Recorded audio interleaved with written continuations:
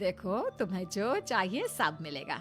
खूब खाओ पियो, मजे की जिंदगी जियो, लेकिन बस मुझे एक बच्चा पैदा करके दे दो। कुछ दिनों के बाद, मम्मी, बच्चे के लिए आपने मेरी शादी चमेली के साथ करवा तो दी, लेकिन दिन और रात का चैन मिट गया है। सारा दिन शीतल और चमेली की बहस चलती रहती है। अब शीतल को इस घर में रखने से क्या होगा? मैं तो कहती हूँ उसे घर से निकाल दो, है भी किस काम की। मैं ऐसा नहीं कर सकता माँ, वो मेरी पत्नी है, उससे बहुत प्यार करता हूँ मैं। तुम्हारी पत्नी चमेली है, चमेली, उससे प्यार करो। अरे तुम्हारे बच्चे को जन्म देने वाली है वो। अभिमन्यु, मैं खुद ही इस घर से चली जाती हूँ। वैसे भी अपने ही घर में नौकरों की तरह रहकर परेशान हो चुकी हूँ। घर की नौकरानी मेरे ऊपर हुक्म चलाती है, वो तुम्हारी पत्नी बन चुकी है। अब मेरा इस घर में क्या काम? अभिमन्यु के बार बार रोकने पर भी शीतल उस घर से चली जाती है। कुछ दिनों के बाद चमेली एक बच्चे को जन्म देती है। भगवान ने मेरी सुन ली, मेरे बेटे का घर भर गया, उसका अपना बच्चा इस दुनिया में आ गया। मम्मी जी, बच्चे को हाथ लगाने से पहले मेरी एक शर्त सुन लो। तुम कहना क्या चाहती हो चमेली? आपकी मम्मी को बहुत शौक था ना अपने पोते को खिलाने का। अब देखो, इस दुनिया में हर चीज की कोई ना कोई कीमत तो होती है। तुम अपनी आधी प्रॉपर्टी मेरे नाम कर दो, बच्चा तुम्हारे नाम। अरे लेकिन मैंने अपने बेटे से तुम्हारी शादी करवाई है, अब ये सौदेबाजी कहाँ से आ गई? जो औरत अपनी बहू को घर से निकाल कर एक नौकरानी के साथ अपने बेटे की शादी करवा दे, वो तो सौदेबाजी कर ही सकती है ना। उसका कैसे भरोसा कर सकते हैं? मुझे बस आप लोगों की प्रॉपर्टी चाहिए, उसके बाद ही बच्चे को आप हाथ लगा सकते हैं। मैंने कहा था ना मम्मी, आप गलत कर रही हैं। देखिए, उसका नतीजा आपके सामने है।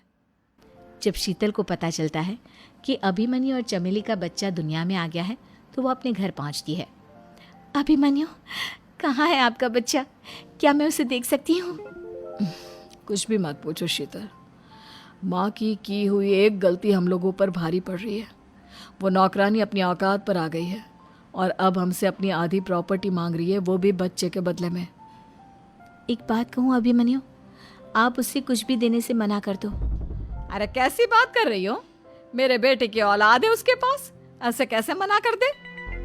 मम्मी जी, वो अभिमन्यु का बच्चा नहीं है, वो चमेली और उसके बॉयफ्रेंड का बच्चा है। ये तुम क्या कह रही हो शीतल? ये देखिए वीडियो।